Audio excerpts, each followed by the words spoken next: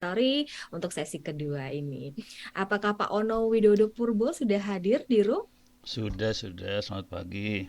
Selamat pagi Pak Ono. Apa kabar Pak? Keren Bu Niluh, luar biasa. Baik, Bapak. Baik, Om Swastiastu, Assalamualaikum warahmatullahi wabarakatuh. Salam sejahtera untuk kita semua. Shalom, Namo Buddhaya, salam harmoni. Halo teman-teman semuanya, selamat siang. Ini kalau di jam waktu WIB sekarang pukul 10.14 ya, mungkin di waktunya Bapak Ono. Tapi kalau di waktunya Indonesia Tengah, adik-adik di Buleleng, Bali Utara sekarang pukul 11.14. Jadi selamat siang untuk adik-adik di Bali Utara dan selamat pagi menuju siang untuk Pak Ono Purbo. Baik, perkenalkan saya Nyoman Karina Wedanti yang akan memandu jalannya acara webinar nasional vokasional dan teknologi pada siang hari ini. Webinar kita pada hari ini bertemakan Building a Creative Innovation for Empowering the Field of Vocational and Technology in Higher Education. Sebelum kita mulai, izinkan saya memberi pantun pembuka. Adik-adik nanti pada saat saya berpantun bilang cakep ya. Kalau nggak memungkinkan untuk bilang cakep dengan unmute, bisa juga memberikan respon di kolom chat biar kita rame dan bersemangat pada hari ini. Baik, di pagi hari sarapan nasi. Cakep, Thank you. Di lereng Bukit Wonosobo. cakep. Selamat pagi mahasiswa vokasi. Mari belajar bareng Pak Ono Purbo. Baik, terima kasih semangat semuanya ya. Di sesi ini teman-teman semuanya selama 1 jam ke depan akan mendengarkan pemaparan langsung dari narasumber Jam yang 12 tentunya AM. kompeten di bidangnya. Siapa lagi kalau bukan the one and only Bapak Online. Ono Widodo Purbo. Beliau adalah pakar teknologi informasi. Nanti ada sekitar 45 Silahkan. menit pemaparan dari narasumber, kemudian kita akan lanjutkan dengan 15 menit diskusi question and answer session. Jadi untuk adik-adik semua, jangan lupa untuk dengan bersemangat ya memberikan pertanyaan karena dari ada info dari panitia barusan akan dipilih 3 penanya terbaik ya, bukan 3 penanya terbaik ya, nanti akan diundi ya dengan Wheel of Fortune gitu ya. Jadi nanti akan diundi ada 3 penanya yang siapa tahu kalian yang beruntung mendapatkan hadiah door prize. Jadi siap-siap dengan pertanyaannya masing-masing. Baik, halo Pak Ono, apa kabar? Apakah Bapak sudah siap membagikan ilmu dan pengalaman kepada kita semua? Siap. Cuman ini share screen-nya boleh dibuka ya? Iya, mohon kepada panitia, mohon dijadikan Pak Ono mungkin sebagai salah satu host. Wis, mantap. Baik, sebelum itu mari kita kenalan dulu sama Pak Ono ya, lewat CV beliau. Jadi Pak Ono Widodo Purbo, beliau lahir tanggal 17 Agustus 1962. Beliau adalah seorang tokoh dan pakar di bidang teknologi informasi asal Indonesia. Selain bisa disebut seorang pakar ya, Pak Ono juga dikenal sebagai penulis, pendidik, dan pembicara seminar. Sebagai aktivis, beliau dikenal dalam upayanya memperjuangkan Linux dan karya inovatifnya diantaranya adalah Wajan Bolik sebagai upaya koneksi internet murah tanpa kabel dan RT/RW Net sebagai jaringan komputer swadaya masyarakat untuk menyebarkan internet murah serta penerapan Open BTS. Beliau memulai pendidikan akademis di ITB pada jurusan Teknik Elektro pada tahun 1981 dan lulus dengan predikat wisudawan terbaik, kemudian melanjutkan studi ke Kanada dengan beasiswa dari PAUMI. Beliau juga aktif menulis dalam bidang teknologi informasi media seminar, konferensi nasional maupun internasional, dan percaya filosofi copyleft atau sumber terbuka, dan banyak tulisan beliau dipublikasi secara gratis di internet.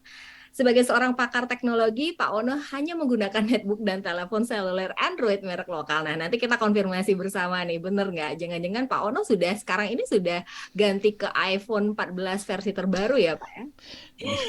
Dan pada bulan November 2020, beliau menerima penghargaan Postal Service Award dari Internet Society. Jadi Postal Service Award diberikan kepada Pak Ono karena telah memberikan kontribusi luar biasa bagi perkembangan teknologi internet di Indonesia. Tanpa beliau kita nggak ada sesi webinar daring mungkin ya.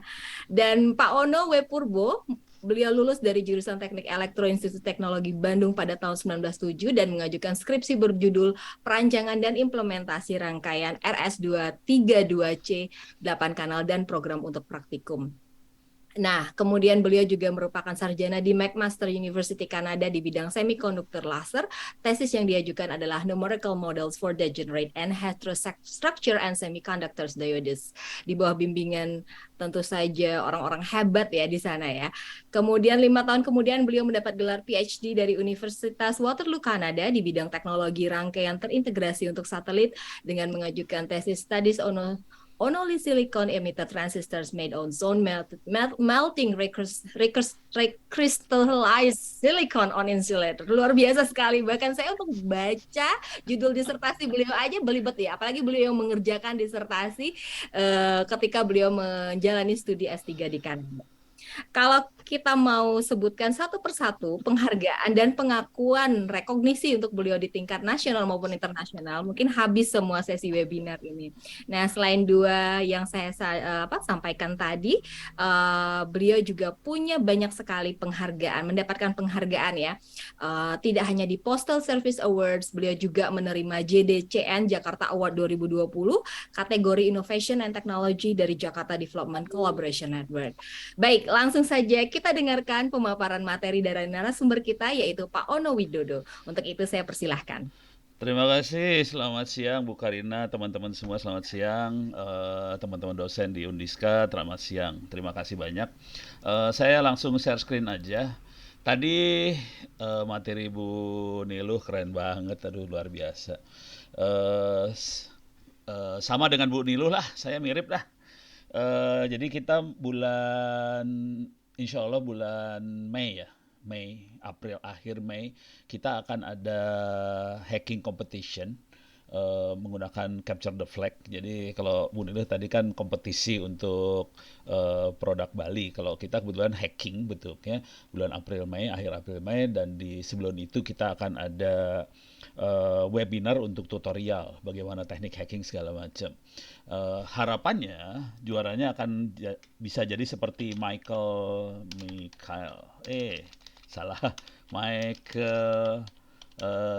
Taikuchi.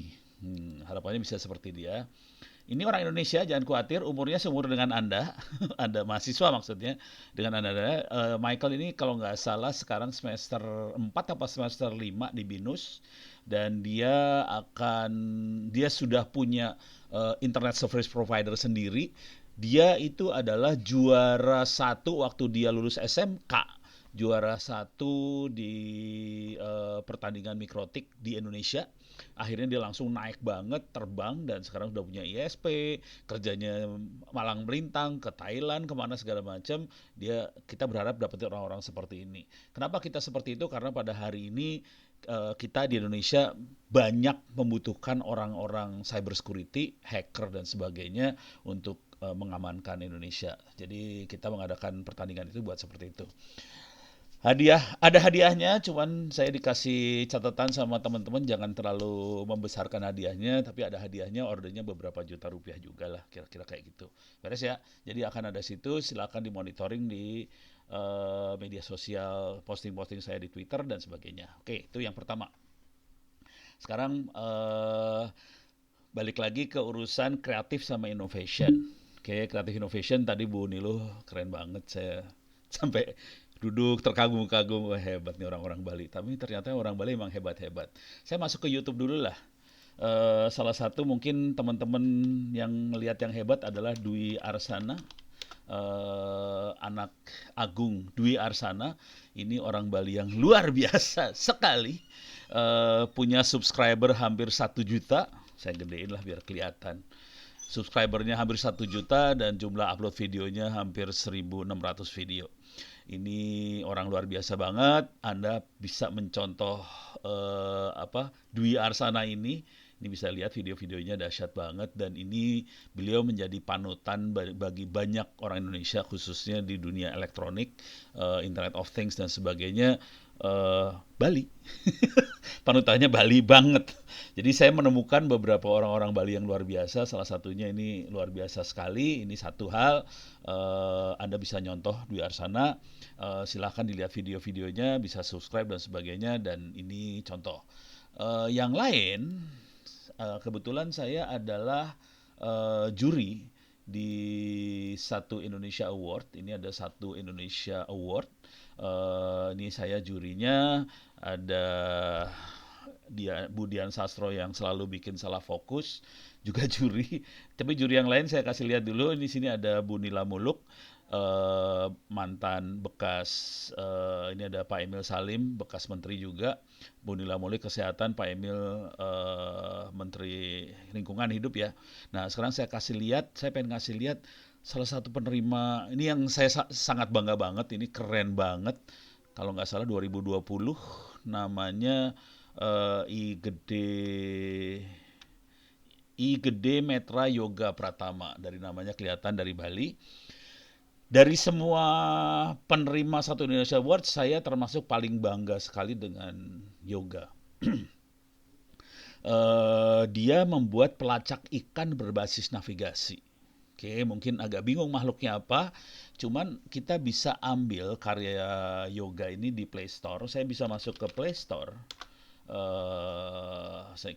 Ini saya akses Play Store menggunakan web. Jadi playgoogle.com, saya akan masukin kata kuncinya Fishgo. Salah, Fishgo. Kalau yang lain kan Gojek, yang ini Fishgo, bukan GoFish. Mana bentar, saya cari dulu Fishgo-nya mana dia. Kok hilang? Mana dia? Nah dia, ini Fishgo. Yang lain GoFish nih, ini Fishgo satu-satunya yang bikin code Indonesia. Kita klik aja Fishgo-nya, bisa diinstal di handphone Anda, dan ini salah satu screenshot-nya. Apa yang dilakukan sama yoga adalah dia ngasih aplikasi gratis untuk nelayan di Bali. Bagaimana, jadi cara berpikirnya kira-kira gini, kalau nelayan ke laut cari ikan, biasanya selama ini nelayan banyak menggunakan tanda-tanda alam, misalnya ketinggian bulan lah, awan lah, burung ke arah mana, segala macam. Jadi biasanya nelayan yang tradisional menggunakan tanda-tanda alam untuk menentukan kira-kira lokasi ikan ada di mana. Nah, dengan aplikasi Fishgo ini yang dibuat I Gede Yoga ini, nelayan tinggal install aplikasinya, terus udah gitu, sewaktu dia mau melaut, dia bisa lihat aplikasinya, dan aplikasinya akan memberitahukan pada nelayan itu, ikan hari ini ada di sini. Jadi ini kayak aplikasi dukun gitu ya. Ikan hari ini ada di sini. Nah, sekarang saya pengen nanya kepada Anda semua. Nih, pengen tahu aja jawabannya, Anda bisa ngerti nggak sih? Pertanyaannya sederhana aja, bagaimana aplikasi yoga tahu ikan ada di situ? Dari mana dia tahu? Silakan tulis di chat. Silakan tulis di chat bagaimana aplikasinya yoga bisa tahu bahwa iklan ada di sebelah sana. Gitu. Ada yang bisa nebak kira-kira dari mana aplikasi yoga tahu bahwa ikannya ada di titik itu? Dia bisa tahu ikan tuna ada di mana, ikan apa ada di mana. Nggak ada yang bisa jawab ya, rupanya pada stres langsung. Ono masuk isinya pertanyaannya ini banget, kayaknya susah. Nggak tahu. Waduh, rupanya susah kategorinya. Tapi yang bisa ini orang Bali loh. Se-Indonesia yoga yang bikin, dan itu keren banget. Nggak tahu ya rupanya. Nggak kebayang rupanya. Oke. Saya kasih tahu jawabannya deh kalau gitu. Karena nggak pernah tahu, rupanya ini termasuk susah kategorinya. Jadi cara berpikirnya kira-kira gini. Ikan itu mencari posisi berdasarkan suhu, makanan, arus laut, dan sebagainya. Konsekuensinya, dia harus bisa memprediksi kira-kira untuk hari ini, hari Minggu tanggal 20 November,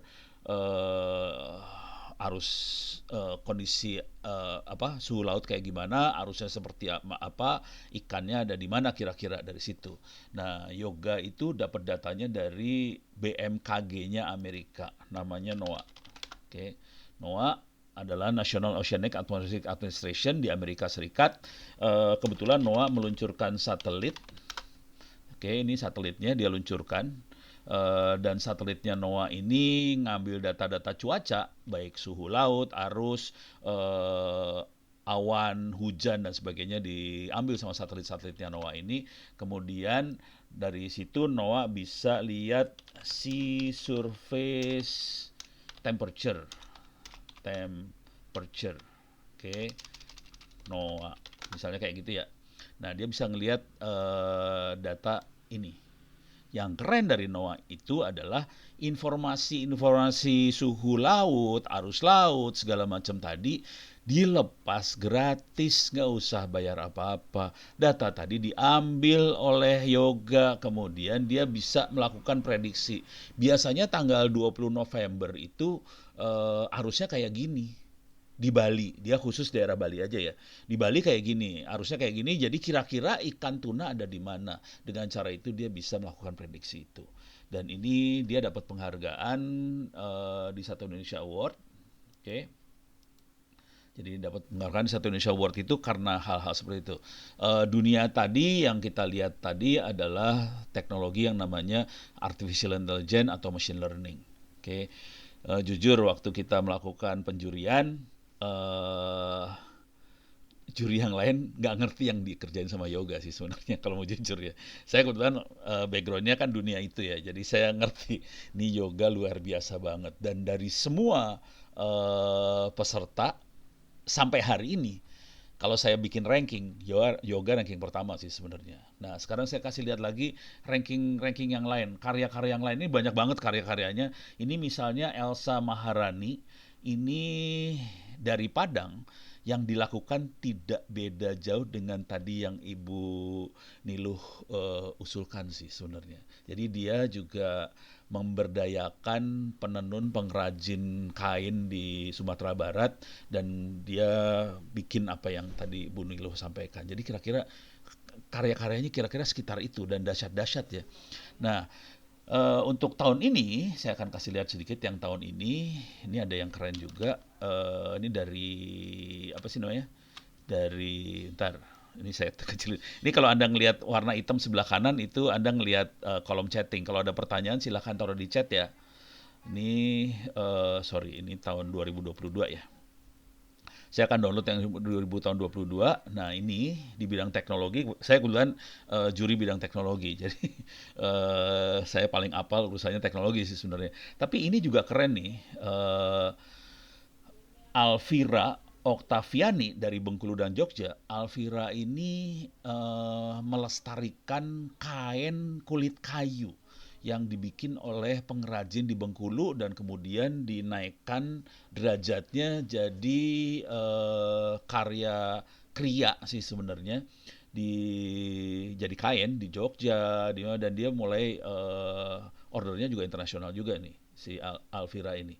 Jadi karena tadi Bu Niluh banyak urusan kriya, kain dan sebagainya, ada orang-orang yang dahsyat-dahsyat juga dan ini kita perlu bantu semua sih sebenarnya. Nah, Alvira seperti itu. Nah, khusus untuk Paundura ini, Nur Baskoro di Jawa Timur, ini di Pacitan, dia itu adalah petani udang. Kemudian dia sempat menggunakan pertanian udangnya manual aja dan akibat dari pertanian udang manualnya dia rugi miliar rupiah. Dia kerugian miliar rupiah, tapi dia berusaha bangun lagi, kemudian dimasukkan sama dia teknologi. Teknologinya adalah kita mengenal teknologinya dengan nama Internet of Things. Intinya adalah peralatan elektronik dipakai sebagai sensor juga ngontrol supaya lingkungan kolam udang tadi jadi baik untuk udangnya, jadi probabilitas udang untuk matinya lebih sedikit dan dia bilang kalau nggak salah terakhir itu sekitar 70-80% dari udangnya berhasil gitu. Hanya sedikit yang gagal, akhirnya dia untung miliar juga akhirnya. Dan ini udangnya rata-rata sebagian dari udang ini diimpor dan ini contohnya adalah udang. Jadi teknologinya IoT. Sebelum itu ada lagi, saya akan mundur dulu ke 3 tahun sebelumnya. Ini 2022, 2020. Oh ini si Yoga ya. Oke. Berarti sesudah Yoga barangkali atau sebelum Yoga, lupa salah satu. Nah ini Hendra, ini juga keluarga udang tapi yang dilakukan adalah lobster. Kisahnya adalah lobster ini bibitnya diambil dari Indonesia, kemudian dibesarkan di Vietnam. Akhirnya orang Vietnam dapat keuntungan puluhan juta dolar. Kan sakit hati gitu ya. Bibitnya diambil dari Indonesia, dibesarkan di Vietnam menggunakan teknologi Internet of Things, sensor, elektronik dan sebagainya. Akhirnya mereka untung besar. Hendra ini agak panas geram dengan itu. Akhirnya dia bikin dan dia akhirnya mulai mengembangkan teknologi lobster tadi di Indonesia. Jadi di bibitnya dari Indonesia, dikerjakan di Indonesia dan dia mulai pemasaran internasional juga. Jadi itu yang dilakukan sama teman-teman ini main teknologi. Kira-kira kayak gitu ya. Jadi kebayang pola-pola teknologinya kira-kira seperti itu. Kalau disederhanakan kira-kira kalau diperhatikan dari saya ngobrol dari tadi, teknologi yang dipakai sebetulnya cara berpikirnya sederhana. Hendra misalnya, dia melihat kondisi di lapangan, ada lobster, selama ini bibitnya diambil ke Vietnam, kemudian dibikin teknologi sama dia supaya bisa lokal dan menaikkan nilai tambah buat si petani lokal. Hal yang sama dilakukan dengan pemenang tahun ini di Pacitan, dia juga bukan IoT dan dia nambah. Jadi semua adalah yang dilakukan adalah dia melihat kondisi real di lapangan dengan ilmu yang kita punya, kita tambah nilainya ke situ. Oke, sekarang saya akan coba naikkan, ini saya kasih contoh yang beneran terjadi. Sekarang saya akan ngasih contoh lagi kreatif inovasi yang mungkin kita lihat biasa aja tapi sebenarnya itu dahsyat banget. Ini saya banyak terlibat, kalau ini saya mulai masuk ke ononya. Kalau tadi orang lain, sekarang saya mulai masuk ke ononya. Eh kalau kita masuk, saya kebetulan dunia lebih ke arah dunia internet, telekomunikasi dan sebagainya ya. Walaupun background saya sebenarnya background secara pendidikan saya lebih ke arah elektronika sih sebenarnya, kayak Dwi Arsana sih sama elektronika. Tapi karena tekanan dari kebutuhan yang ada di masyarakat, saya banyak ke arah telekomunikasi dan internet akhirnya. Oke, sekarang salah satu yang sering kita lihat adalah kalau di dunia telekomunikasi adalah antena parabola. Antena bentuknya kayak gini lah, bentuk antena parabola ya. Kita tahu yang biasa buat nonton TV, satelit dan sebagainya, antena parabola seperti ini. Ini antena parabola yang normal. Kalau kita lihat bentuk ini kira-kira kayak wajan. Jadi yang dilakukan sama kita di lapangan adalah kita cari wajan. Nih wajan yang biasa kita pakai untuk penggorengan, buat masak dan sebagainya, bentuknya sama parabola tidak beda jauh. Kemudian kita gabungkan dua teknologi ini jadi wajan sama parabolik antena. Oke. Nah, ini mulai kelihatan akhirnya paranya dibuang jadi wajan bolik. Nih. Kayaknya biasa aja. Coba kita lihat semua tulisannya. Ini Indonesia, Indonesia, Indonesia, Indonesia, Indonesia. Terus kita lihat ke bawah. Oke. Indonesia semuanya. Kita lihat ke bawah. Indonesia, ini jual wajan bolik Indonesia. Kita lihat ke bawah terus. Coba bentar. Sini ya. Indonesia. Terus ke bawah. Semua Indonesia. Ini ke bawah Indonesia semua, lo hati-hati. Semuanya Indonesia nih. Ini terjual wajan bolik. Dan mereka rakyat akhirnya memproduksi teknologi itu sendiri. Ini Indonesia semua loh. Terus, ini googling ya. Google dan show more results. Ini Indonesia semua. Dahsyat loh ini. Indonesia semua. Ini bangsa Indonesia dahsyat banget di sini. Tidak ada satu bangsa pun di dunia yang bisa mengalahkan Indonesia urusan antena lucu ini. Ini Indonesia semua. Indonesia semua. Terus saja. Ini udah looks like you have reached the end. Akhirnya sampai di end. Tapi ini semua Indonesia. Kalau kita balik ke sini tadi, kita shopping, yang jualan juga banyak, jangan khawatir. Harganya juga 200.000, 230.000, 180.000. Ya emang tidak seperti karya seni ya. Kalau karya seni tadi Bu Niluh kan harganya bisa tidak ada batas. Kalau ini kita harganya main murah-murahan ya, 200. Kalau wajan sih murah. Kalau wajan bolik itu bisa murah. Ini ada yang indoor, sampai mereka bikin yang indoor 25.000 apa segala macam. Oke, mulai dahsyat-dahsyat nih. Oke, jadi suatu teknologi akhirnya meng-Indonesia sekali, kemudian akhirnya diadopsi, dijual, diproduksi sama masyarakat. Kira-kira kayak gitu. Ini semua awalnya sih sebenarnya awal kita kerja sebenarnya sederhana banget sih caranya semua. Caranya kita sebenarnya ngobrol kalau dulu kita makanya mailing list ya. Kalau sekarang kan banyaknya pakai grup, WhatsApp grup, WA grup, pakai grup di Facebook, apa kita ngobrol segala macam, dari diskusi itu nanti kayaknya ini jadi ini menarik, kita coba yuk, kita coba, keluar hal-hal seperti ini. Contoh lain lagi, jadi ini contoh real dan sampai hari ini masih ada yang make sih. Saya sampai terkagum-kagum masih ada yang make. Yang lain lagi adalah RT RW Net. Oke, RT RW Net ini hanya ada di Indonesia ini, jangan khawatir. Terus orang ngejual 7 juta, 16 juta, 8 juta gitu. Kita lihat ya 12 juta, banyak loh ini. Dan mereka jualan RT RW Net. Oke. Dan ini jadi luar biasa sekali karena ini memberikan solusi untuk orang-orang di desa supaya internetnya nggak ada sinyal, jadi ada internet. Ya tadi di awal-awal saya monitoring Bu Niluh kayaknya agak kesel sama Wisnet tadi. Ya, kondisi realnya seperti itu. Jadi kita harus cari solusi akhirnya. Oke, dan rakyat Indonesia jadi punya solusi kayak gini sendiri loh ini. Ini kita bikin solusinya ini. Ini bikin solusinya dan kita sebarluaskan ke masyarakat langsung. Gitu. Kalau kita lihat dari sisi teknologi RT RW Net sih sebenarnya kalau kita di kampus kita tahu di kampus ada WiFi, ada hotspot. Teknologinya sama persis sama yang di kampus, WiFi, hotspot. Cuman bedanya adalah kita sambungkan satu RT, satu RW, satu desa. Disambungkan nih antenanya kayak gini, kita sambungin satu desa. Gitu ya. Dan hari ini perkembangannya udah mulai dahsyat banget. Ini kecepatannya ini nih anak-anak sampai naik ke atas tower segala macam buat nyambungin. Oke. Kenapa ini sampai terjadi? Karena kondisi real di lapangannya kita bisa lihat di websitenya NPerf, itu networkperformance.com. Kita bisa lihat network coverage. Ini saya akan masuk ke kondisi sinyal 2G, 3G, 4G, 5G Indonesia ya. Ini Indonesia, carrier-nya kita pilih Telkomsel misalnya. Ini kondisi sinyal Telkomsel di Indonesia seperti ini. Oke. Saya akan coba zoom in. Nah ini bisa zoom in, kelihatan Sumatera sih, Jawa, Bali kayaknya bagus, tapi tadi Bu Niluh aja pakai fiber kayak gitu ya. Ini sinyal seluler ya.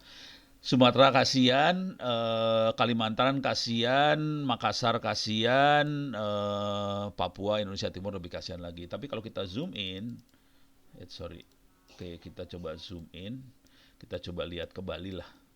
Oke. Ke Bali Utara kasihan,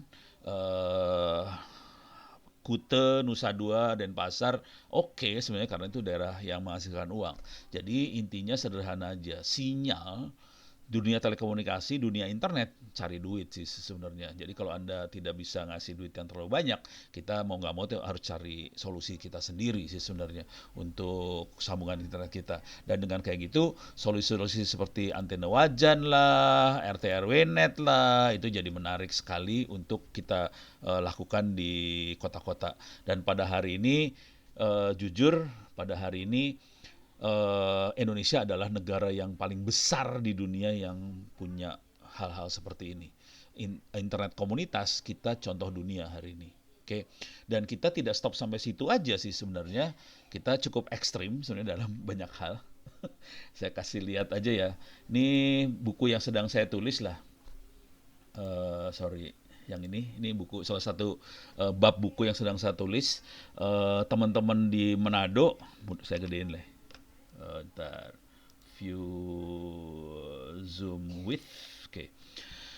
Di Manado, Pak Insan Balandatu dan Nielsen Asa dari PT Infotech Global Network, itu teman-teman ISP di Manado, mereka bikin sambungan yang luar biasa sekali. Dari Manado dia nyambung ke Ternate lewat Halmahera dan dia juga sambungkan ke Sangihe Talaut.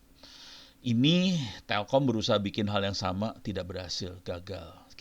Ini kalau tahu jaraknya dari titik ini sampai ke Sangihe Talaut, Halmahera, itu jaraknya 300 km. Jauh sekali, dan untuk menyambungkan itu dia pasang relay di satu pulau di sini. Gambar relaynya ada di bawah nih fotonya. Ini relaynya.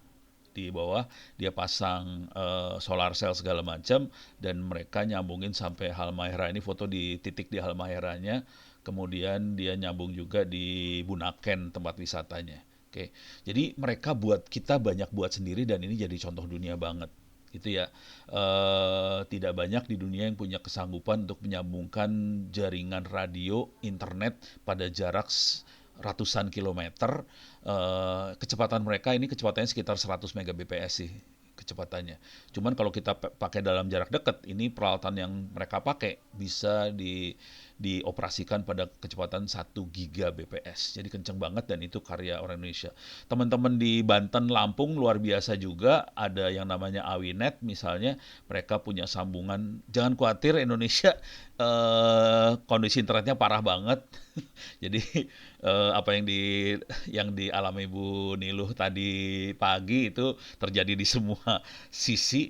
Akhirnya mereka harus bikin sambungan-sambungan ini dan daerah sini kalau tahu daerah sini daerah apa ini Banten Kulon ini ya dekat ujung Kulon ini daerah hutan. Oke, jadi sinyal nggak ada. Kalau mau jujur nggak ada sinyal, nggak ada internet segala macam. Akhirnya mereka bikin internet di sini. Salah satu waktu nih foto-fotonya, ini mereka bikin di sini. Saya kebetulan udah pernah ke daerah sini, ngelihat langsung. Saya ngajarin juga di sana. Ini waktu mereka instalasi relay internetnya mereka di sana. Jadi ini ada radio buat walkie-talkie, dia pasang relaynya. Tapi ini kalau kita lihat yang satunya lagi ini buat internetnya nih di atasnya ini buat internetnya ini. Oke, mereka pakai solar cell dan ini kalau kita lihat pakai motor trail, pimpinannya adalah Abah Ugi. Nah ini waktu mereka harus ya kayak gini nih asli di daerah banget mereka harus bawa tiang-tiang ini dengan motor untuk naik ke atas dan ini waktu relaynya mereka dioperasikan. Nah tapi sekarang ini mereka mulai merubah teknologinya karena pakai radio wireless itu kecepatannya cuma berapa puluh mega sampai ratusan megabps. Hari ini banyak sekali teman-teman itu pakai kabel fiber bikin sendiri. Kalau Bu Niluh tadi kan pakai bisnet ya.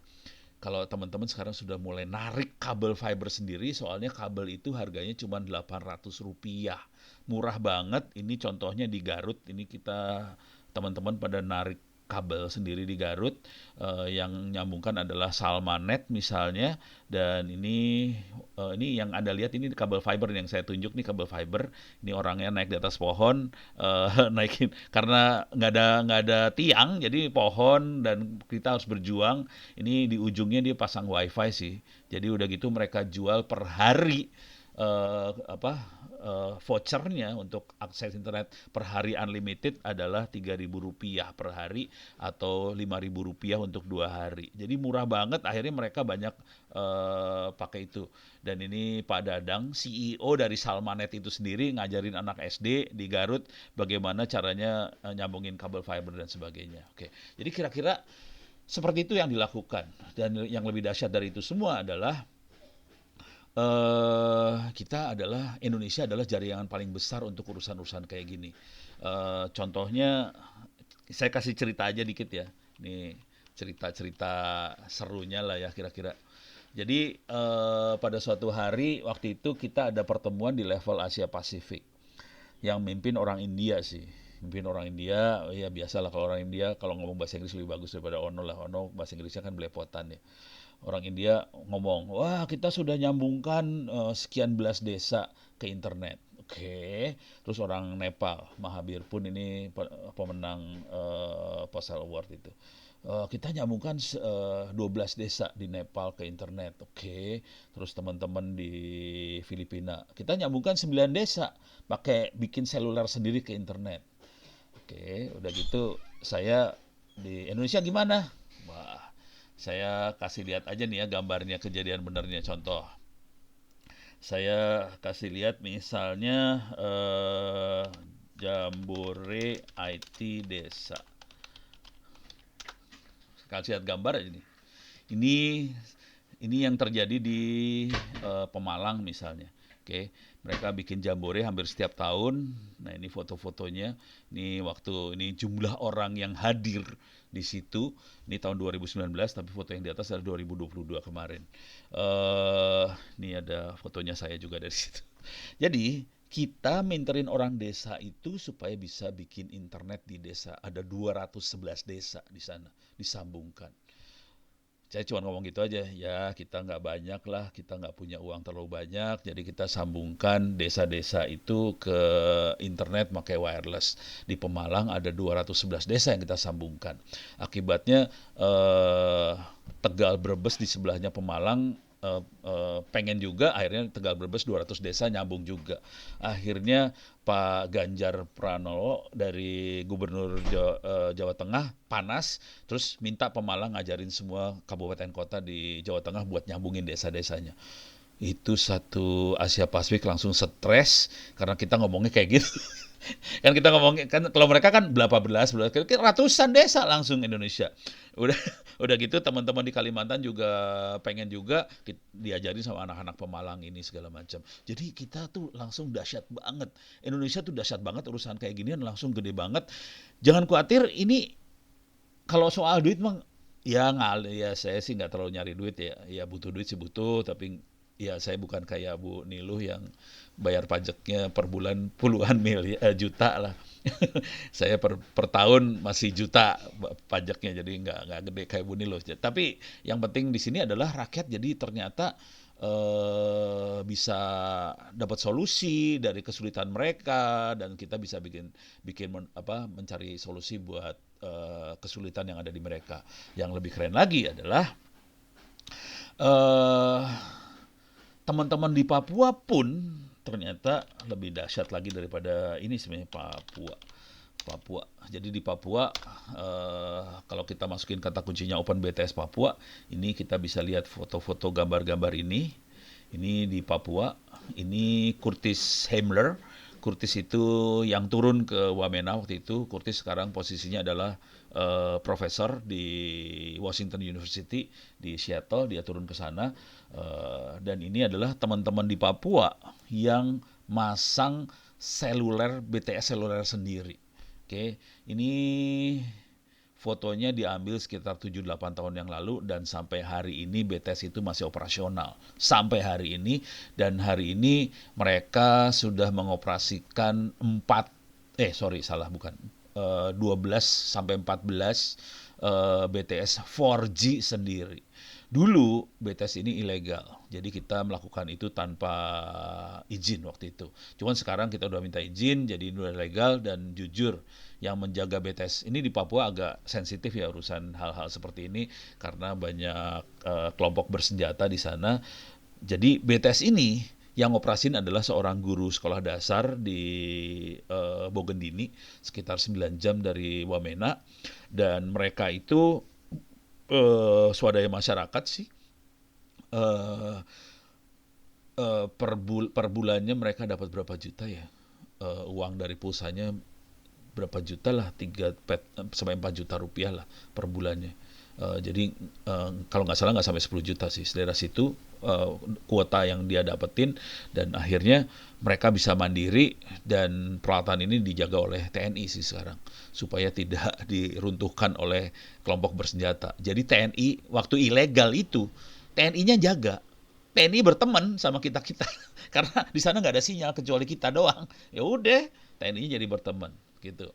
Nah, pada hari ini teman-teman juga udah mulai bikin kekacauan lagi. Teman-teman di Dinas Kominfo Tangerang Selatan misalnya kita bikin Dinas Kominfo Tangerang Selatan mereka nyambungin kelurahan, kecamatan supaya ada wifi gratis ke internet. Kemudian yang dilakukan adalah ini buat mungkin masukan aja buat teman-teman di Undiksa supaya bisa, ini yang dilakukan di Tangerang Selatan ya. Jadi mereka bikin website Tangsel Belajar Tangerang Selatan Kota.go.id. Ini kalau kita lihat ada kelas 1, kelas 2, kelas 3 sampai kelas 12. Ada berbagai pelajaran. Kalau kita klik ini ya, misalnya matematika kelas 12 lah, biar seru lah matematika. Atau jangan matematika kelas 12 ya, SD aja ya, kelas 6. Ini kita bisa, anak-anak bisa try out gratis di sini ya. Jadi try out matematika gratis. Ini saya lanjutkan aja ya. Ini ada soal, nilai ini berapa. Jadi anak-anak bisa try out gratis kayak gini aja. Oke. Dengan cara itu siswa-siswa SD, SMP, SMA, SMK di Tangerang Selatan bisa jadi pinter tanpa kuota, tanpa pulsa karena kita pasang WiFi free. Oke. Jadi inovasi yang kita lakukan sederhana aja semua, semua sesuai dengan kebutuhan masyarakat. Masyarakat butuh pinter, butuh solusi supaya jadi kaya raya lah. Ya udah kita buatin dari situ. Nah, kalau yang ini contohnya adalah supaya anak-anak pinter. Di situ juga kita coba saya masuk ke website yang lain, foldernya pendidikan. Ini ada folder-folder buku. Di sini ada buku-buku SD, SMP, SMA, SMK. Saya masuk yang SMA dulu ya, misalnya. Saya ambil klik aja ini bahasa Indonesia. Kelihatan kenceng banget ya. Internetnya kenceng banget. Soalnya kita tidak ngambil dari internet. Jadi ngambilnya lokal aja lewat jaringan internet lokal aja kita bisa ambil. Jadi ini kira-kira kayak gitu yang dilakukan. Jadi buku-buku pun bisa diambil gratis semuanya. Dengan cara itu anak-anak jadi pinter. Kemudian yang lebih dahsyat lagi, akhirnya saya berusaha untuk ngajarin sekolah-sekolah supaya bisa bikin server sendiri di sekolahnya. Kalau ini kan Dinas Kominfo yang mengadakan. Jadi tekniknya saya ngajarin buat bikin server di sekolahnya supaya bisa pakai WiFi lokal diakses. Ternyata sekolah kesulitan, akhirnya saya bikin pakai flash disk aja. Ilmunya dari sini, tapi bentuknya nanti saya cerita aja ya. Ono Center, ORID/wiki. Bisa Anda masuk dengan kata kunci internet offline. Oke. Jadi kalau saya gedein gambarnya kira-kira kayak gini cara berpikirnya. Jadi semua yang ada di internet dikopikan ke SD card atau hard disk, kemudian dikopikan ke server lokal. Server lokal ini disambungkan ke WiFi lokal. Jadi handphone, laptop, apapun segala macam bisa akses lewat WiFi lokal masuk ke server lokal supaya kita bisa pinter. Cuman ternyata kalau caranya kayak gini agak susah buat sekolah-sekolah karena mereka harus bikin server sendiri. Akhirnya ini di bawah sini saya bikin pakai USB flash disk sendiri. Jadi saya akhirnya bikin flash disk USB yang sudah ada sistem operasinya, sudah ada web servernya, ada e-learningnya, ada perpustakaan digital segala macam. Cukup bawa flash disk itu colokin ke komputer apa aja yang ada, bisa komputer-komputer bekas, misalnya pakai Pentium dan sebagainya, colokin aja tuh flash disk, nyalahin komputernya, langsung tiba-tiba ini semua bisa hidup sendiri. Jadi semuanya bisa jalan. Kalau Anda tertarik, pengen ngopi ini, silahkan kirim hard disk atau flash disk. Nanti saya buatkan, saya kirimin ke Anda gratis. Nggak usah bayar apa-apa, supaya sekolah-sekolah bisa pada pinter semua. Nah, yang menarik dari ini semua ini akhirnya membuat kita jadi besar banget sih. Jadi kalau dunia, kalau lagi nanya, internet komunitas, biasanya Indonesia jadi contoh. Gitu, kira-kira itu. Ini waktunya kayaknya sudah habis. Mudah-mudahan saya tidak ngambil terlalu banyak waktu supaya kita bisa diskusi Ada tanya Pak, jawab. Ya? masih ada sekitar 20 menitan lagi. Atau kita pakai buat tanya jawab aja ya, biar lebih seru. Oke. Ya, terima kasih Bu Karina, terima kasih semuanya. Mudah-mudahan bisa bermanfaat. Terima kasih Pak Wonopurbo atas pemaparannya. Jadi lebih banyak ke praktisnya Bapak ya dan karya-karya Bapak yang sudah saya sebutkan tadi di awal yang menjadi ciri khas dan menjadi branding tersendiri untuk Pak Wonopurbo. Branding. Jadi iya, siapa lagi yang punya parabola yang wajan bolik seperti itu Pak, kalau bukan dari Pak Ono dan juga RT RW Net tadi. Baik teman-teman silahkan. Tadi di kolom komentar, di kolom chat saya lihat sudah ada ya satu pertanyaan Pak dari Yudhistira namanya. Oke. Bacakan langsung ya Pak ya. Boleh. Jadi, izin bertanya, saya dari Fakultas Teknik atas nama Gede Yudhistira. Pertanyaan saya tentang aplikasi Fishgo tadi ya Pak ya, Oke. yang diakses di Play Store. Itu merupakan aplikasi untuk mengetahui ikan melalui handphone. Ya. Nah, bagaimana cara menerapkan itu kepada nelayan yang masih kurang akan pengetahuan teknologi, serta apakah aplikasi tersebut menggunakan akses internet? Jadi Yudhistira sendiri adalah anak seorang nelayan Pak. Karena katanya internet di tengah laut kan kurang stabil ya. Jadi bagaimana nanti cara kerjanya dan apakah dapat merubah posisi ikan karena ayahnya sendiri yang seorang nelayan menggunakan aplikasi mirip seperti Fishgo tapi tidak memberikan hasil yang akurat. Hal ini mengurangi minat para nelayan menggunakan aplikasi tersebut. Mungkin dapat diberikan kelebihannya untuk meningkatkan kepercayaan akan aplikasi yang terkait. Baik, demikian Pak dari Yudhistira. Silahkan Pak, mungkin langsung dijawab. Oke, harusnya yang jawab ini yoga nih. Beda ya. Oh, Ya, saya jadi cara berpikirnya kira-kira gini lah. Jadi yoga itu ngambil data dari NOAA, dari Amerika, BMKG Amerika, kemudian dia melakukan machine learning untuk melakukan prediksi. Kira-kira itu yang dilakukan. Dari data ini berhari-hari, berbulan-bulan dia lakukan prediksi. Kira-kira tanggal sekian akan ada ikan di mana. Jadi jujur ini tidak pakai apa ya, kayak radar ikan gitu enggak. Dia pakai prediksi aja, ikan ada di mana hari ini. Pertanyaannya, apakah ini butuh internet? Pada saat dia melakukan prediksi, iya dia butuh internet. Pada saat prediksi aja. Tapi setelah itu datanya kan sudah ada di aplikasi. Jadi aplikasi tanpa internetnya bisa dibawa ke laut dengan informasi koordinatnya ada di mana. Cuman sekali lagi ini prediksi. Nih, mungkin saya pengen ngasih gambaran deh bagaimana proses prediksi itu dilakukan ya. Oke. Eh, Oke, saya akan masuk ke Google Maps. Ini Google Maps kita semua tahu ya. Semua pernah lihat yang namanya Google Maps. Sekarang saya akan ngasih lihat layer. Saya akan ngasih lihat traffic di sini. Sarah. Oke, ini balik lagi. Nah, ini biar enak lihatnya. Oke, di Google Map kita ini kelihatan peta Jakarta ya. Di Google Map kita bisa lihat kondisi traffic di Jakarta sekarang. Oke, sekarang saya bisa lihat kondisi trafficnya. Yang warna merah kelihatan adalah macet, yang warna hijau adalah lancar. Oke, silakan diketik di chat. Kok Google tahu jalannya macet, jalannya lancar? Tahu dari mana coba? Bisa tulis nggak di chat? Bisa nebak nggak bagaimana caranya Google tahu bahwa itu jalannya macet atau lancar? Cara berpikirnya sama dengan aplikasi yoga tadi sih sebenarnya. Ada yang tahu? Stres. Udah siang, udah kelaparan, nggak bisa ngetik. Jumlah device.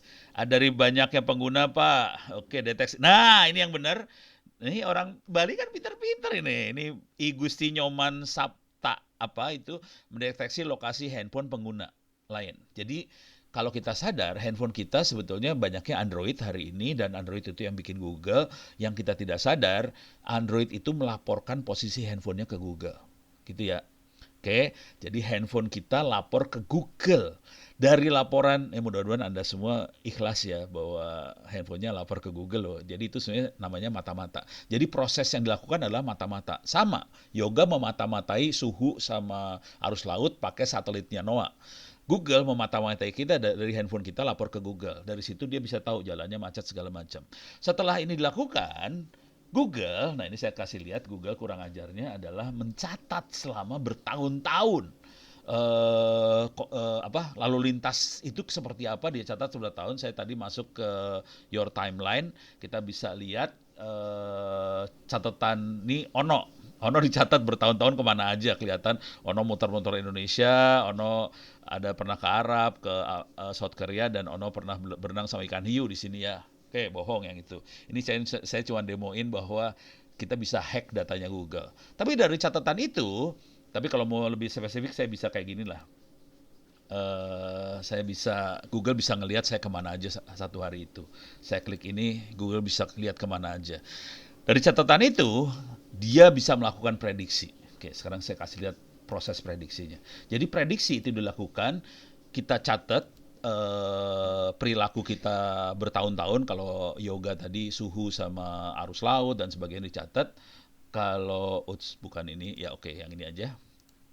Oke, sekarang saya akan melakukan prediksi. Contoh, Tangerang ke Jakarta ya. Misalnya kita pengen jalan dari Tangerang ke Jakarta, direction ke Jakarta. Saya balikin ke Jakarta. Oke. Jakarta aja. Oke. Jadi Tangerang ke Jakarta. Jangan pakai mobil, paling enak lihat pakai mobil. Jadi Tangerang ke Jakarta pada hari Minggu dia sarankan lewat tol di utara sini sampai dari Tangerang ke Jakarta beres. Oke, sekarang ini Live Now. Sekarang saya rubah di part add-nya, saya rubah. Ini kan Sunday, tanggal 20. Coba saya rubah ke besok. Belum kejadian. Kalau besok itu udah namanya dukun. Atau saya rubah yang ini aja. Saya klik yang ini biar kelihatan lebih gampang. Ini ada kelihatan di Tangerang Jakarta ada jalan macet nih. Kelihatan di sini ya. Di daerah Tangerang ada jalan macet. Tolong perhatikan baik-baik macetnya. Warna macetnya sepanjang ini. Oke. Sekarang ini Sunday ya. Saya akan rubah menjadi hari Senin. Belum kejadian. Ini namanya dukun. Oke, dan itu yang dilakukan sama yoga persis. Dia melakukan perdukunan, dia memprediksi kira-kira ikan ada di mana. Oke, ini Monday. Oke, macetnya berubah ya. Macetnya berubah sekarang. Monday, macetnya berubah, saudara-saudara. Dan ini yang dilakukan sama teknik-teknik artificial intelligence, machine learning, kayak gini caranya. Coba kita lihat lagi. Karena hari Tuesday, macetnya berubah lagi. Jangan khawatir, macetnya berubah. Sekarang kita lihat lagi hari Rabu, macetnya berubah lagi, kelihatan berubah lagi. Dan ini adalah teknik-teknik machine learning. Oke, dengan cara itu kita bisa memprediksi kira-kira ikan ada di mana. Teknik yang sama dipakai sama Google untuk memprediksi jalur yang macet di mana aja. Nah, sekarang teknik yang sama kita bisa lakukan buat marketing nih. Kan tadi kalau Bu Niluh banyak main di marketing ya. Coba kita lihat di sini. Saya akan masuk ke Tokopedia. Tokopedia. Oke. Ini Tokopedia sama Bukalapak sekalian lah. Bukalapak sama Tokopedia lah. Oke, saya akan masuk Topet sama Bukalapak. Kalau kita perhatikan di Tokopedia ini ada iklan loh. Ini ada iklan. Ini ada iklan gitu ya. Ini ada iklan. Ini ada iklan segala macam. Iklan banyak banget lah. Ada iklan. Saya sama lah masuk sini banyak iklan lah. Iklan bejibun ya. Iklan bejibun. Ini ada iklan, ada iklan, ini ada iklan, ini ada iklan lagi, ada iklan. Sekarang saya pengen nanya, silakan jawab di chat. Oke, kalau kita masuk ke toko-toko ini, pertanyaannya, apakah iklan setiap orang sama atau beda? Apakah iklan setiap orang sama atau beda? Oke, silakan masuk di chat. Silakan jawab. Apakah iklan setiap orang sama? Beda. Ini langsung, wah ini mah dosen. Pinter. Pak Biguna mah tahu dosen curang. Nah ini dari semuanya tahu.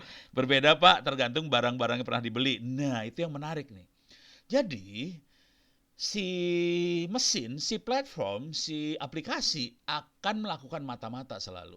Jadi itu ciri khas dari industri 4.0 ya. Apakah tadi yoga, apakah tadi Google Map, apakah tadi platform, selalu melakukan mata-mata dan mencatat. Tiap orang akan dipersonalisasi. Jadi dia akan bikin iklannya yang berbeda untuk tiap orang. Ono akan dikasih iklan sesuai yang Ono pernah cari, atau Ono search, atau Ono order, segala macam disesuaikan banget. Nah ini mungkin masukan buat teman-teman marketing tadi ya, Bu Ira tadi. Keren banget. Bu Niluh segala macam. Ini jadi dari sini, dari catatan histori dia sukanya apa, kita bisa menawarkan hal yang kira-kira dia akan suka gitu. Jadi caranya lihat histori, dia search-nya apa segala macam, dia masukin. Sekarang saya kasih cerita sedikit lah di sini. Oke, ini tadi pertanyaannya urusannya yoga ya. Sorry bablas dikit ya, nggak apa-apa lah. Kalau kita order, ini kalau kita pengen order, misalnya saya pengen order ini ya, klik sini ya. Ini order ini, botol timun tumbler apa segala macam. Di bawah sini, ini ada barang terkait nih. Barang terkait. Jadi si mesin sebetulnya dia melihat orang beli tumbler itu akan beli apa juga. Atau orang lihat tumbler akan melihat apa. Dicatat semuanya. Dari situ dia akan langsung ngasih barang terkait. Nih jujur, waktu itu saya ngomong sama Pak Ibam. Ibam adalah waktu itu vice presidennya dari Bukalapak. Urusan makhluk-makhluk seperti ini, dia yang mainan machine learning langsung. Terus Pak Ibam bilang, waktu Bukalapak belum bikin barang terkait itu perputaran duitnya sekitar 12 triliun per bulan. Ini bayangkan Bukalapak, bukan Tokopedia ya. Tokopedia perputaran duitnya lebih gede lagi ya. Bukalapak 12 triliun per bulan. Terus dia pakai machine learning, dia masukin barang terkait, langsung naik ininya, pertumbuhannya jadi tambahannya sekitar 800-an M lagi tambahan. Itu perputaran uang loh, bukan untung ya. Jadi perputaran uang langsung naik. Jadi intinya suatu marketing adalah bagaimana kita bisa mempersonalisasi supaya user experience, kalau orang-orang marketing, orang-orang startup ngomongnya gitu ya, user experience-nya jadi cocok banget dengan apa yang orang inginkan. Dengan cara itu orang akan cenderung akan ngeluarin uangnya dan akan dia beli barang yang ditawarkan tadi. Jadi hal yang sama terjadi di yoga, aplikasi ikan tadi. Jujur itu adalah prediksi, itu adalah perdukunan, itu adalah kira-kira aja. Jadi memang jujur nggak bisa 100% benar. Cuman kalau kita datanya banyak, kita punya big data, probabilitas untuk presisinya tinggi sih sebenarnya. Yoga kebetulan dia ngambil data dari NOAA, BMKG-nya Amerika yang udah ngumpulin datanya bertahun-tahun. Jadi probabilitas untuk presisi tingginya lumayan buat aplikasinya Yoga. Kalau boleh saran sih ngobrol aja sama Yoga. Kebetulan Yoga juga ada di Bali sih sebenarnya. Jadi mudah-mudahan bisa rada nyambung. Kira-kira itu jawaban dari saya, Bu Karina. Sorry panjang ya.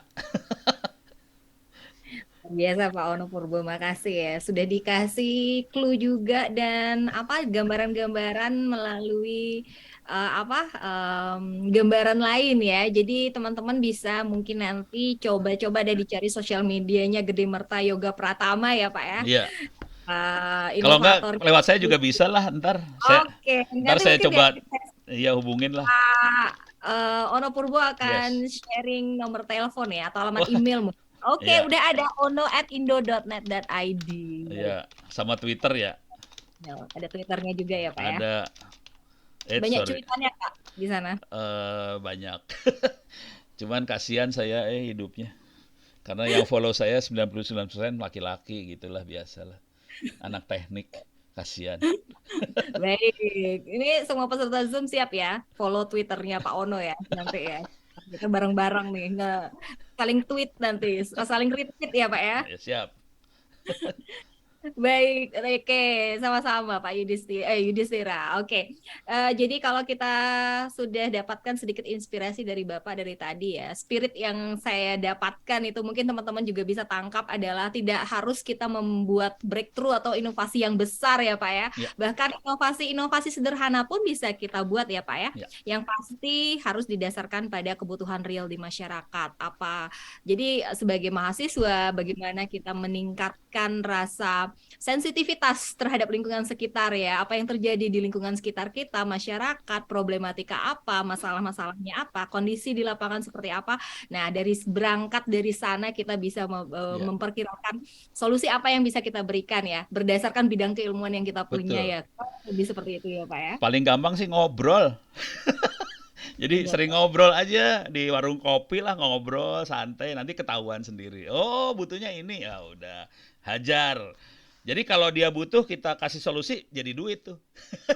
Sederhana cara mikirnya. Ya banyak nih kayak Pak Ono Purbo bisa melihat opportunity di mana-mana. Iya, soalnya si Ono Bahkan kerjanya berangkat dari ngobrol. warung kopi ya Pak ya. Nah ini dia seringkali nih di kampus itu kita sering dapat tawaran untuk mengikuti hibah ataupun kompetisi-kompetisi baik tingkat nasional maupun internasional. Salah satu hal yang menjadi kendala anak-anak itu adalah ide Pak, mencari ide. Iya. Nah ini. Karena kurang ngobrol, jadi nggak punya ide. Salah. Nah, ini dia. Mungkin Pak Ono bisa kasih tips dan trik gitu untuk mahasiswa di sini gimana nih untuk mendapatkan ide-ide brilian. Diawali dengan apa gitu, Pak? Silahkan. Oke, saya share aja ya. Share. Nih, parah lah. Saya kasih lihat Twitter saya aja dah. Paling gampang mah. Twitter. Oke, ini Twitternya Ono ya. Coba kita lihat Twitternya Ono, postingnya.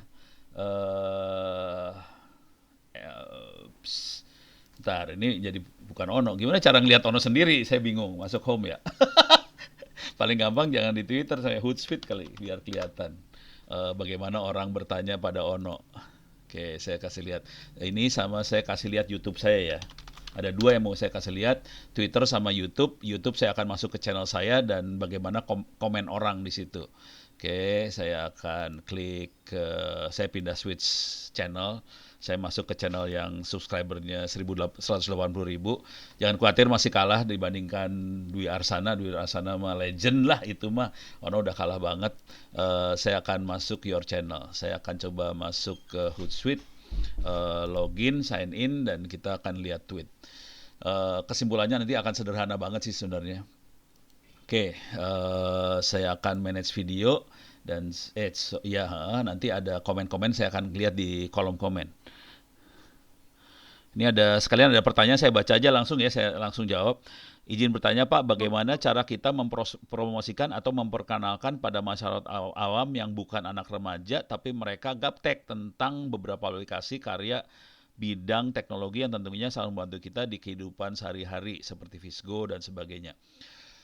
Eh Kalau intinya gini lah, orang itu kalau dia butuh apapun teknologinya nggak peduli sih sebenarnya. Secanggih-canggihnya teknologi, kalau dia butuh dia kejar. Intinya itu. Nah, kejadian sama yoga adalah memang dia harus turun dulu ke lapangan, dia harus kenalin ke nelayan-nelayan itu tentang, Pak, ini ada aplikasi, cara pakainya gini. Dia harus turun sih ke lapangan, ngenalin itu. Karena mereka memang gaptek banget. Jadi itu dilakukan sih. Jadi harus turun banget. Kalau saya kebetulan berinteraksi dengan banyak orang-orang yang sudah melek internet, jadi saya interaksinya gampang. Dan cara interaksi saya lewat komen sih. Jadi yang tadi jawaban buat Nikomang Diani, caranya lebih berinteraksi, langsung turun ya kepaksa karena gaptek. Jadi kita harus pakai media yang dia pakai. Kalau orang gaptek medianya adalah ngobrol, ya udah kepaksa kayak gitu mau nggak mau. Medianya harus sama. Kalau saya karena saya berinteraksi dengan orang-orang internetnya langsung, media yang saya pakai komen. Ini komen sama mention, ini kelihatan nih orang pada nanya nih. Nih saya lihat ya. Pak Ono mohon info bagaimana cara anonimus cara menjelajah di internet. Yang ini doa, yang kedua doa ya. Selalu sehat. Banyaknya doa sih. Pak, tutorial install mail server Zimbra. Cara sembunyikan menu edit visitor login. Nah, ini pertanyaan semua loh ini, isinya pertanyaan. Ini ada lagi nih, izin tanya bedanya pentas dengan cybersecurity di mana Pak? Ini harusnya saya jawab, harusnya ini saya jujur, saya udah mulai pada tahapan mulai kesulitan buat mulai jawab ya. Coba lihat di sini. Oke, ini harus saya kecilin, ini tutup supaya saya bisa ngelihat yang di sini, streamnya bisa dilihat. Oke. Jadi tadi jawaban buat Nyoman seperti itu. Nah ini saya ngelihat Twitter saya, pertanyaan-pertanyaan orang. Jadi orang banyaknya nanya sih. Ini posting saya, kemudian saya coba lihat ke bawah sini ya, ke bawah. Nih. Nah, ini banyaknya posting malahan. Posting saya ada post mention. Ini masih posting saya semua. Ini ada 43 pertanyaan, komen harusnya kelihatan di situ. Oh, nggak kelihatan. Oh, ini ada pertanyaan ya. Ada komen ya. Ini selamat ulang tahun lagi isinya. Saya posting ulang. Oh, ini posting saya nih banyaknya. Tapi ada komen-komennya, ini hide comment. Oke, saya lagi nyari komen nih. Nah ini mohon info lowongan kerja perjuangan ini, saya software engineer pengalaman 7 tahun, apa segala macam. Jadi saya posting, orang komen saya jawab dan sebagainya. Jadi caranya sih ngobrol. Cuman saya kebetulan pakai medianya bukan media warung ya, tadi saya bercanda pakai warung. Jadi kita caranya ngobrol, dengan cara itu kita bisa tahu. Kalau mau jujur, bangsa Indonesia pengennya nggak banyak, nggak macam-macam. Satu, saya berani taruhan Anda sepakat sih. Satu, pengen internetnya murah dan kenceng. Dua, pengennya kalau bisa nelpon gratis. Kira-kira itu sih. Kalau kita bisa bikin solusi seperti itu, selesai masalah. Gitu kira-kira ya. Nih saya sekalian, Bu Karina, nih saya langsung jawab-jawabin nggak apa ya?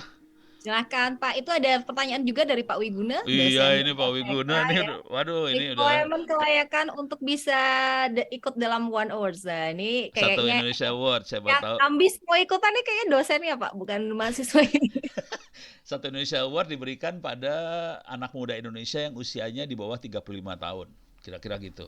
Jadi bisa perorangan, bisa kelompok di bawah 35 tahun, ada 5 bidang, teknologi, ada pendidikan, ada kesehatan, ada lingkungan, ada UMKM, usaha kecil menengah gitu ada. Tapi di bawah 35 tahun dan harus inspirasional, kira-kira gitu. Gimana caranya kita mengukur inspirasional? Kita biasanya mengukurnya dari outputnya dia dan outcome-nya. Coverage-nya. Jadi outreach, sorry, salah bukan outcome. outreach. Jadi berapa besar orang yang dapat manfaat. Semakin besar manfaatnya buat orang banyak, semakin tinggi nilai si juri. Kira-kira kayak gitu cara berpikirnya. Gitu ya. Jadi mudah-mudahan Pak Wiguna sama mahasiswa yang tadi udah dikasih motivasi sama Bu Niluh, mudah-mudahan bisa masuk ke Satu Indonesia Award sih sebenarnya jujur. Awardingnya udah selesai untuk tahun yang ini sekitar berapa minggu yang lalu dan kita akan mulai lagi mencari nominasi tahun depan sih biasanya gitu ya. Mulai dari sekarang kalau bisa disiapin dan biasanya untuk teknologi sebaiknya udah pernah beroperasi selama setahun sih kalau bisa. Nah ini yang jadi masalah yang bukan teknologi. Yang bukan teknologi biasanya kita minta sekitar 2 tahunan. Tapi kalau luar biasa setahun juga ya kita ambil juga sih sebenarnya kayak gitu. Mudah-mudahan Jadi udah jawab sustain Pak. ya, Pak ya. Kenapa? Yang kan usulannya sudah sustain sebelumnya, Iya sudah betul, karena kita pengennya yang kita kasih award memang sustain. Dan jujur ini awardnya nggak sedikit. Uang yang akan diperoleh kemarin terakhir uangnya 65 juta rupiah untuk wow, per orangnya yang dapat awardnya 65 juta. Jadi total ada 6 yang dapat award, 6 kali 65 juta rupiah, kira-kira kayak gitu. Dan setelah itu kalau dia bagus, biasanya teman-teman dari Astra suka bantu. Jadi kalau ternyata bagus banget, dia turun ke desa-desa, dikasih pendampingan, anggaran sebagainya supaya lebih dahsyat lagi gitu. Jadi 65 juta plus-plus biasanya. Ini ada dari Putu Rachelina Geraldi ingin tanya bagaimana mengatur sebuah kegiatan yang kita punya ketika waktu berbarengan dengan nih. Wah, bagaimana cara ngatur waktu? Ketika ini berbarengan waktunya, cara memilih kegiatan mana yang harus diutamakan. Aduh, Pak Ono Purbo udah jadi inspirasi nih, sehingga yang ditanyakan di luar teknologi, malah gimana tech manajemen ya Pak ya. Oke. Ini jujur, kalau saya biasanya ngelihatnya sederhana sih. Ini Ono ya, tapi Ono belum tentu benar ya, Ono bisa salah. Saya biasanya prioritasnya ke manfaat gitu. Eh, Kalau ini cuma bermanfaat buat 1 orang, sementara yang satu lagi bermanfaat buat 100 orang, saya akan milih yang 100 orang. Biasanya kira-kira kayak gitu. Dan biasanya satu lagi, biasanya saya suka, ini jujur nih, kayak kegiatan sehari ini saya rekam loh ini. Saya pribadi akan ngerekam dan saya biasanya upload ke YouTube. Kenapa? Saya pengen supaya yang dapat manfaat dari saya bukan cuman mahasiswa Undiska aja, tapi saya pengen satu Republik Indonesia juga dapat manfaat dari Ono. Jadi biasanya kalau saya diminta ngasih webinar, saya rekam, saya upload ke YouTube. Jadi perhitungan saya sederhana, manfaat. Seberapa banyak orang yang dapat manfaat dari Ono itu aja sih sebenarnya. Jadi bukan masalah waktunya, kira-kira gitu. Mudah-mudahan agak menjawab. Kita masuk YouTube-nya Pak Ono ini nanti ya. Wah iya terima kasih. Ya tapi tetaplah saya kalah sama Dwi Arsana lah, dia mah legend lah, susah dilawan itu mah. Orang Bali mah susah. Ya baik Pak Wiguna, jadi Pak Wiguna juga masih bisa ikutan Pak. Umur Bapak masih 25 tahun bukan? Saya 38 Pak, sudah lewat. Ya jadi pembina anak-anak lah supaya anak-anak bisa legend gitu. Iya, betul. Luar biasa sekali, Pak. Jadi ya gimana ya, kita ya sebagai orang yang berilmu tuh buatlah diri kita berguna gitu ya, Pak ya, untuk Ya, masyarakat ya. Apalagi kemaslahatan hidup orang banyak itu penting banget, Pak. iya. Tapi tentu saja untuk membuat diri kita berguna seperti yang sukses dilakukan oleh seorang Ono Purbo itu nggak semua orang bisa loh, Pak ya. Jadi kayak saya setuju banget tadi Bapak menyampaikan ya. Jadi salah satu karakter bangsa Indonesia tuh sukanya yang gratisan, Pak. Jadi kalau udah mulai harus berbayar gitu, udah mulai mikir, Pak, atau aku ganti ke yang lain yang masih gratis atau gimana gitu, Pak. Ya Iya kan? begitulah. Oke, terus selanjutnya yang mungkin tadi ya masih mungkin menjadi pertanyaan dari teman-teman. Pertama itu gimana cara dapat ide. Yang kedua itu adalah mungkin masih sesuai dengan termin pertama tadi, salah satunya kendalanya ya kembali ke uang, Pak ya. Jadi gimana kadang merealisasikan suatu ide atau inovasi itu kan perlu biaya, Pak. Oh, Nah, oke. mungkin Pak ada punya tips and trick buat mahasiswa yang masih belum punya banyak biaya untuk mewujudkan ide-ide mereka. Oke. Ini saya share screen dikit lah. Oke. Anda bisa ngelihat posting-posting saya. Posting saya kurang ajar banget sih sebenarnya. Coba masuk ke Facebook ya, Facebook slash ono.w.purbo. Ini apa? Kayak fans page-nya Ono. Coba perhatikan fans page saya. Isinya ini misalnya nih, ya, ini ada workshop internet offline. Terus ada workshop apa gitu. Ini free loh. Ini semua free di kampus ya. Jadi secara iya, salah pencet. Jadi banyak sekali kita ngadain workshop-workshop. Oke. Nah, untuk workshop itu butuh alat loh. Ini banyak workshop. Ini ada apa nih? Ini Kamis besok. Ini tanggal 24 November, jadi masih 4 hari lagi Givari akan ngasih workshop tentang mikrotik gratis. Nah, kelihatannya biasa aja. Di balik ini semua, jujur, kita modal dengkul, modalnya cuman bikin poster aja. Ini vendor-vendor ngasih alat gratis.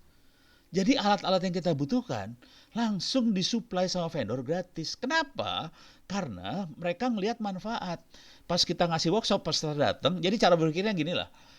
Ya kalau saya mungkin beda sama Bu Nilo. Kalau Bu Nilo kan butuh modal. Kalau saya mah agak kere lah, nggak punya duit. Jadi yang kita lakukan adalah kita ngasih ilmu kepada masyarakat, udah gitu vendor ngelihat kan. Mikrotik ngeliat, nanti ada Linksys ngeliat, siapa ngeliat. Kayak kemarin waktu yang internet offline itu teman-teman Wikipedia ikutan datang dan dia ikutan sharing. Jadi mereka pada dasarnya Mikrotik, Linksys dan sebagainya itu adalah pabrik. Mereka butuh pasar. Untuk pasar mereka kan biasanya pasang iklan. Pasang iklan tuh mahal. Kalau ada orang-orang yang cukup gila yang ngasih workshop-workshop gratis kayak gini, mereka dengan senang hati mendukung. Startnya mendukung dengan alat. Ya alat kan nggak murah ya. Kayak mikrotik ini kan 1 juta satu. Bayangkan kita dapat beberapa biji. Dari Linksys kita dapat hampir 30 biji akhirnya. Satunya kan bangsa 1 juta, 1,5 juta, dapat 30 biji. Walaupun tidak yang baru ya, agak bekas demo apa segala macam. Tapi kita dapat gitu ya. Mulai dengan alat itu terus kita muter. Nah, terus mahasiswa saya Fatah misalnya, dia bikin buku. Dari alat-alat itu dia bikin buku. Jadi untuk praktikum apa segala macam, bahkan modal untuk bikin buku, modalnya dengkul. Kita nulis pakai Word, langsung bikin buku dan ini akan disubmit ke penerbit. Akhirnya apa yang terjadi? Misalnya nih untuk acara ini aja ya, Givari namanya naik. Yang kita butuhkan jujur, iya oke, kelihatannya kita butuh duit. Yang lebih penting dari duit sebetulnya nama. Kita butuh nama besar, nama baik. Saya bikin acara-acara seperti ini di kampus. Ini saran buat teman-teman dosen di kampus di Undiska ya. Adakanlah workshop-workshop seperti ini supaya nama anak-anak ini naik. Ini saya lagi ngangkat anak ini sebenarnya supaya namanya dia naik. Si Fatah saya tulis buku supaya namanya naik. Ada lagi ada lagi mahasiswa yang lain yang nulis buku tentang data mining dan sebagainya. Semua diterbitkan. Dengan terbitnya buku-buku itu kan langsung dikenal orang. Oh ini anak pintar. Nanti kerjaan datang dengan sendirinya ke anak-anak itu. Jadi duit itu akan datang pada saat namanya naik ke atas sih sebenarnya. Jadi cara berpikir saya agak beda sedikit karena saya bukan pengusaha ya, saya lebih ke arah guru, saya dosen. Jadi mikirnya adalah gimana cara naikin nama anak, duit datang. Kita tidak minta ke bank, pinjaman segala macam enggak. Bahkan yang kejadian adalah pabrik ngasih alat dan sebagainya untuk kegiatan kita dan itu dia kasihnya free gratis sih. Jujur saya dapat alatnya banyak banget sih. Besok-besok yang diangkat anak-anak kita di Uniksa, Pak. Oh boleh, nih saya usul. Boleh, Pak. Boleh gimana? Saya gini dah. Kalau Anda bersedia, Anda minat banget, saya dengan senang hati akan membimbing Anda buat nulis buku sih sebenarnya. Nggak usah dibayar, gratis lah.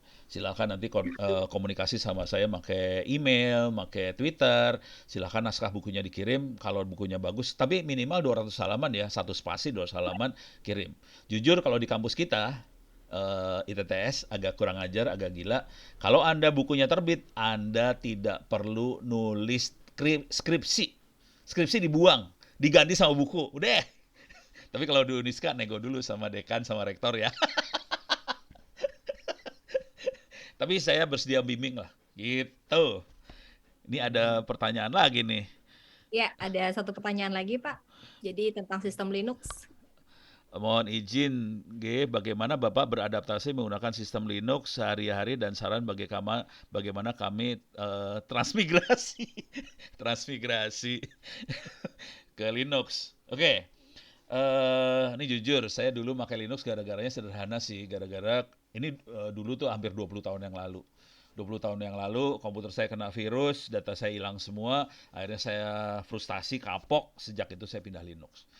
Jujur 3 bulan pertama sengsara, karena saya mau nanya sama orang nggak bisa. Oke, hari ini kenapa saya lebih cenderung ke Linux? Karena saya bisa bikin Linux. Kebetulan saya ngajar kuliah sistem operasi, dan waktu ngajar sistem operasi ini saya ngajarin bagaimana cara bikin Linux. Jadi saya kerjanya ngajar cara bikin sih, cara bikin internet, cara bikin sistem operasi, saya termasuk cara bikin sistem operasi Android yang ada di handphone kita. Ya udah mau nggak mau pakai Linux sih. Udah, kira-kira itu sih. Tapi awalnya memang sengsara sih. Biasanya 3 bulanan lah sengsara. Mudah-mudahan kuat. Nah, yang seru dari itu adalah gini. Kalau Anda bisa Linux, pertanyaannya kan sederhana. Banyakan mana orang yang pakai Windows sama Linux? Pasti jawabannya sebagian besar akan berpikir bahwa orang banyaknya pakai Windows. Salah. Sebagian besar orang pakai Linux. Handphone Anda tuh Linux. Jadi layar di dunia sebagian besar Linux. Kalau kita bikin aplikasi, kalau kita bisa bikin aplikasi di sebagian layar di dunia, dapat duitnya lebih banyak. Jadi kalau kita bisa bikin Linux, dapat duitnya lebih banyak. Kita bersyukur nggak banyak orang yang bisa Linux. Akibatnya apa? Harga orang yang bisa Linux jadi mahal. Gitu. Jadi harganya mahal loh. Oke, ini ada satu lagi dari Pak Udi Aryawan, salah satu dosen di FTK juga, Pak. Katanya Pak Ono banyak sekali menggunakan medsos di orang luar. Kenapa nggak membuat medsos yang buatan Indonesia saja, Pak? Iya, Juga ya udah deh, saya ngaku bagian itu saya, ya minta maaf itu bagian itu. Kata Bu Niluh juga kayak gitu, pertama minta maaf dulu, ya gua minta yang penting minta maaf dulu, Pak. minta maaf dulu. Cuma jujur nih, saya kasih lihat ya, saya bukan medsos kalau yang Indonesia, kebetulan di sini ada, saya kasih lihat di Play Store lah. Play Store, ini saya minimize dulu. Di sini ada Palapa, di Indonesia ada Palapa, kebetulan yang pakai teman-teman juga. Ini Palapa aplikasinya. Ini saya pakai ini kebanyakan buat menggantikan WhatsApp sih. Jadi Palapa ini dipakai untuk menggantikan WhatsApp, jadi kita bisa komunikasi secara aman. Jadi ini WhatsApp-nya Indonesia saya pakai sih.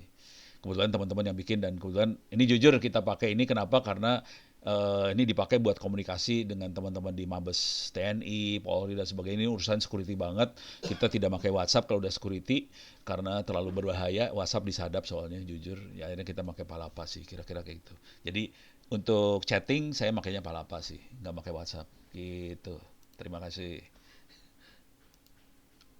Ya, kalau nggak pakai medsos luar, mungkin Bapak nggak banyak dapat investor ya, Pak ya. Nggak ada investor juga. Yang Iya, banyak ada pahala saya mah. kapital. Baik, teman-teman gimana? Masih ada pertanyaan? Silahkan, pertanyaan masih dibuka. Sesi pertanyaan masih dibuka untuk teman-teman yang ingin bertanya bisa di drop langsung di Zoom chat, atau kalau teman-teman mau nanya langsung, berinteraksi langsung dengan Pak Ono Purbo juga bisa raise hand. Nanti kita akan kasih kesempatan buat teman-teman yang mau bertanya langsung. Atau ini kayaknya udah siap-siap mau kirim email ke Bapak nih kayaknya. Oh, iya siap buat nulis buku. Ini saya kasih sedikit bocoran buat urusan buku ya. Kalau Anda nulis buku, Anda nggak perlu modal apa-apa, 0 rupiah aja, yang penting punya naskah. Dan teman-teman penerbit itu mereka punyanya mesin cetak, dan mereka butuh untuk menerbitkan buku supaya dapat duit sih, jujur. Jadi mereka sangat nyari naskah. Mereka akan lebih suka kalau naskahnya dipakai di kuliah sih sebenarnya. Jadi teman-teman dosen sebenarnya lebih beruntung karena mereka ngajar, dan kalau kan selama ini bikinnya diktat. Kalau diktat kita naikin kelasnya jadi buku, sebetulnya sangat dicari oleh penerbit. Kalau mahasiswa bisa bikin bekerja bareng sama mahasiswa, jadi bagi hasil lah, kira-kira kayak gitu. Nah sekarang duitnya berapa? Tergantung bukunya. Informasi terakhir yang saya dapat dari istri saya, jadi yang ngurus duit istrinya Ono soalnya. Jadi biasanya royalti pertamanya sekitar 10% lebih lah, royalti pertamanya dari cetakan pertama, cetakan kedua, dan selanjutnya 5%-an kita dapatnya. Bayangkan kalau bukunya 3.000 eksemplar, berarti kalau 10% berarti berapa? Kalkulator saya 3.000 eksemplar dengan harga misalnya 50.000, berarti 15 juta. Berapa ya? Gitu deh. 15 juta dibagi 10% berarti 1,5 kali. Gitulah kira-kira lah, harus dihitung. Jadi 3.000 kali harga buku kali 15% atau kalau selanjutnya 5%. Kira-kira gitu hitungannya. Dari jutaan tergantung bukunya lakunya berapa lama sih. Buku juga sama cara berpikirnya dengan tadi bikin produk. Caranya saya sering ngobrol sama orang, akhirnya tahu oh orang butuh ilmu apa, itu yang dibukukan. Makanya bukunya bisa laku. Buku saya ada 52, bisa dibeli di Gramedia lah sebagian gitu. Tolong dibeli supaya dapat royalti. Salah. Gitu Bu Karina, silakan.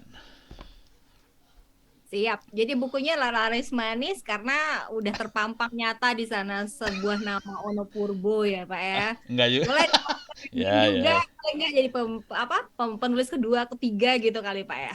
Enggak, sekarang saya udah tahapannya kayak gini, saya udah kayak gini lah. Jadi kalau nulis, saya nggak usah namanya dimasukin, saya cukup jadi kata pengantar aja dah. Supaya semua kredit buat Anda, duit buat Anda lah. Udah gitu aja dah. Enak kan hidupnya? Kasih testimoni ya Pak ya. Ini buku layak dibeli gitu ya. Iya, kira-kira kayak gitulah. Baik, teman-teman gimana? Masih ada pertanyaan lagi? Kalau tidak, maka bisa kita tutup ya sesi ini ya. Bapak Ono Purbo, terima kasih banyak atas insight Sama-sama. luar biasa. Banyak hal yang bisa kita petik di sini ya. Tidak hanya ilmu, tapi juga semangat, spirit seorang Ono Purbo. Gimana beliau benar-benar memperjuangkan banyak hal dari masyarakat kecil ya. Jadi itu bikin kita malu sebenarnya ya. Hal-hal yang mungkin bisa banyak kita dapatkan di sekitar kita dan bisa kita berikan solusi sesuai dengan bidang ilmu kita dan tidak terbatas tentang bagaimana berinovasi untuk hal-hal besar tapi bahkan hal-hal kecil apabila itu memberikan dampak nyata dan manfaat bagi masyarakat sekitar pastinya itu mudah-mudahan tidak hanya mendapatkan pahala atau rejeki di dunia tapi juga merupakan tabungan atau investasi rejeki dan pahala kita di kemudian nanti. Baik, sayang sekali waktu sesi tanya jawab sudah berakhir. Terima kasih untuk waktu dan pemaparan materi yang telah diberikan kepada kita semua pada siang hari ini. Semoga apa yang sudah Pak Ono Purbo share bermanfaat bagi kita semua. Terima kasih juga kepada teman-teman yang sudah aktif bertanya, para dosen juga dan juga yang sudah mengikuti webinar ini sampai akhir. Baik, boleh saya tutup juga dengan pantun ya teman-teman. Kembali, jangan lupa cakepnya, jalan-jalan ke Pantai Senggigi. Mobilnya parkir di garasi. Wes mantap. Setelah belajar teknologi, saatnya diimplementasi. Ya, cakep. Satu lagi Pak Ono, ayam bakar daun kemangi, mentimun acar nasi Bali. Ayo semangat belajar teknologi, masa depan dalam kendali. Yes, mantap. Cakep banget. Sekali lagi terima kasih kepada Pak Ono Widodo Purbo atas waktu dan ilmu yang telah diberikan. Semoga sehat selalu Pak ya. Makasih. Tetap berjuang dan berkarya untuk Indonesia. Sampai bertemu lagi. Saya Karina Wayanti pamit undur diri. Terima kasih. Om Santi Santi Om, Santi santai-santai Om. Terima kasih. Assalamualaikum Assalamualaikum. warahmatullahi wabarakatuh. Saya kembalikan lagi kepada MC.